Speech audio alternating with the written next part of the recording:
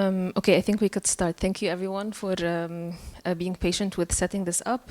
And thank you for Hela and Fadi, my co-panelists, for starting us off. I just want to start with kind of prefacing something. I think I relate so much to what Hela shared about having to write this PhD thesis during the times of the genocide, and I was reminded of something that I wrote at the beginning of my work. The work that I will be presenting today is part of a larger research on what I called para-institutional forms of art education, and what I will be presenting is just one of the case studies. There's two more case studies and kind of looking at that phenomena at large. So this is the first preface, and the second thing is something that I wrote at the beginning. I will read this very short quote from Fargo Nassim Tabakhi from his text called Notes on Craft, Writing in the Hour of the Genocide. The text was published by the end of 2023. It says, "Craft is that lie, this craft of the state, the craft of the weapons manufacturing board members, the silencing universities, the financially imbricated publishers, and the complicit award bodies. We have to abandon it and write with sharper teeth, without politeness, without compromise.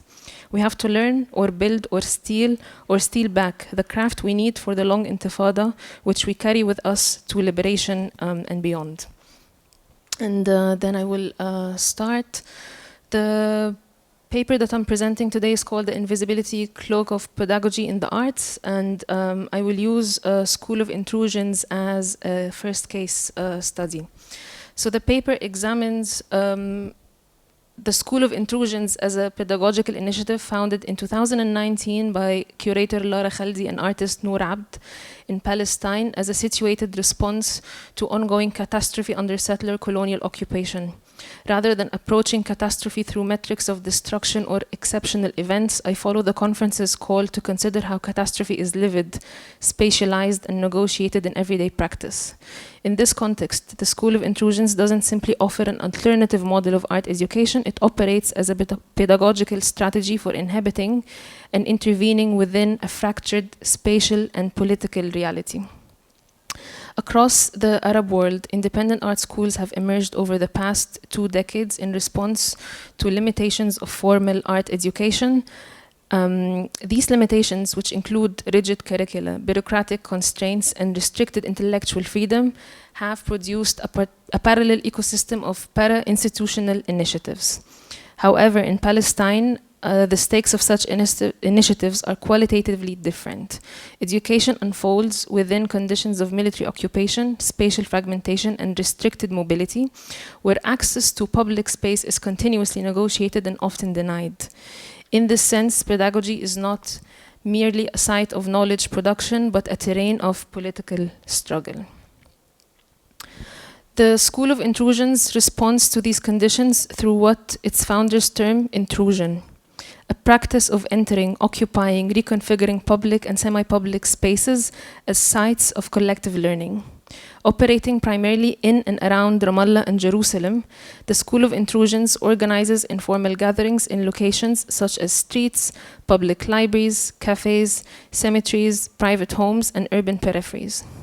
These gatherings are not symbolic gestures but material interventions into a spatial order, structured by privatization, surveillance, and control. Intrusion, in this sense, is both a spatial tactic and a pedagogical method. This practice must be understood in relation to the transformation of space in Palestine, particularly following the Oslo Accords. As Khaldi notes, the post-Oslo period introduced rapid privatization and fragmentation of public life, introducing what she describes as an illusion of freedom within enclaved urban spaces. The School of Intrusions explicitly intervenes in this condition by reclaiming access to spaces that have become economically or politically restricted. The act of gathering itself becomes a form of resistance, a reassertion of presence in spaces where presence is regulated. Rather than positioning itself as an activist movement, the School of Intrusions frames its activities as a school. This framing is not incidental. It functions as what I describe as an invisibility cloak, a strategic form of camouflage that enables quasi-political action to take place under the guise of education. In a context where overt political organizing is often surveilled or suppressed, pedagogy becomes a permissible and less threatening register through which collective assembly can occur, a form of intervention in the world.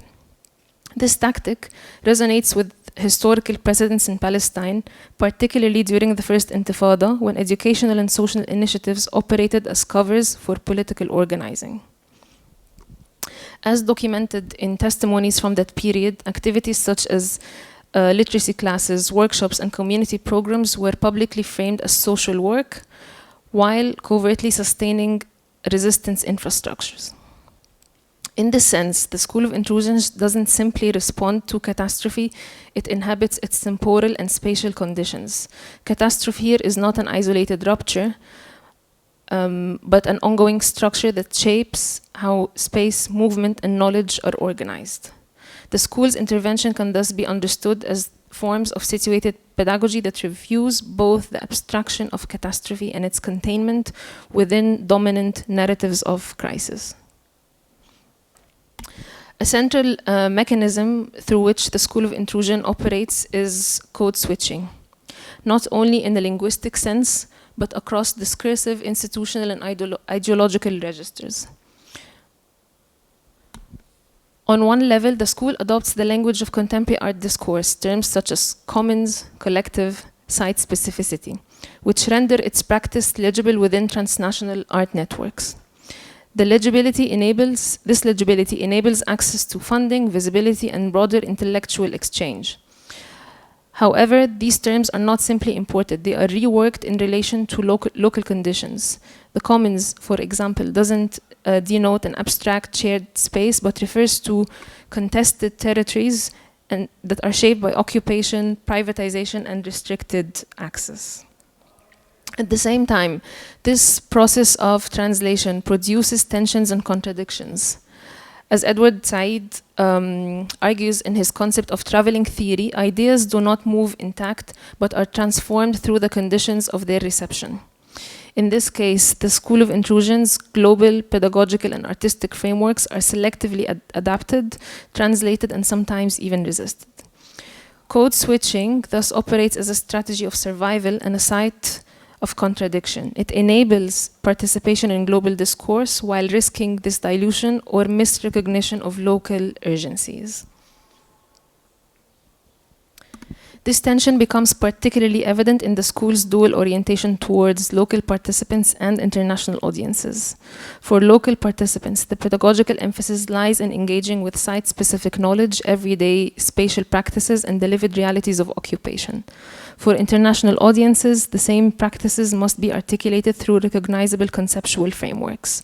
The result is constant negotiation between opacity and legibility, and between situated knowledge and transnational circulation. Importantly, the School of Intrusion's pedagogy extends beyond discourse into embodied and spatial practice. Learning occurs through movement, walking through the city, entering restricted areas, and reinterpreting sites such as cemeteries or monuments.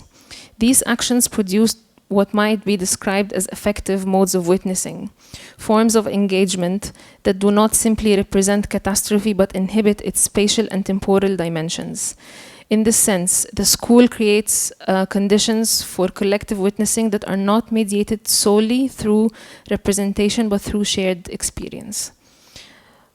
This approach also complicates conventional distinctions between public and private space. As participants note, the boundaries between these categories have been historically fluid in Palestine, particularly during moments of intensified resistance. The School of Intrusion's practice of intrusion reactivates this fluidity, treating space not as fixed category, but as relational and contingent. So the act of intruding here into a private space and reconstituting it as a public gathering becomes both a pedagogical gesture but also a political claim. So, situating the School of Intrusions within the broader discussion of the undercommons, articulated by Stephen O'Harney and Fred Moten, further eliminates its practice.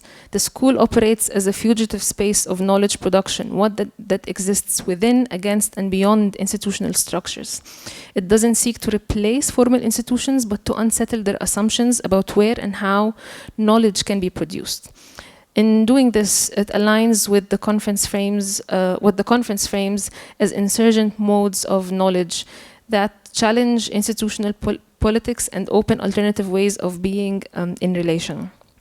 So to wrap this up, the School of Intrusions demonstrates how pedagogy can function as a form of spatial and political intervention under conditions of ongoing catastrophe. Its practice of intrusion reclaims access to space. Its use of code switching negotiates between multiple epistemic registers. And its framing as a school enables forms of collective assembly that might otherwise be impossible.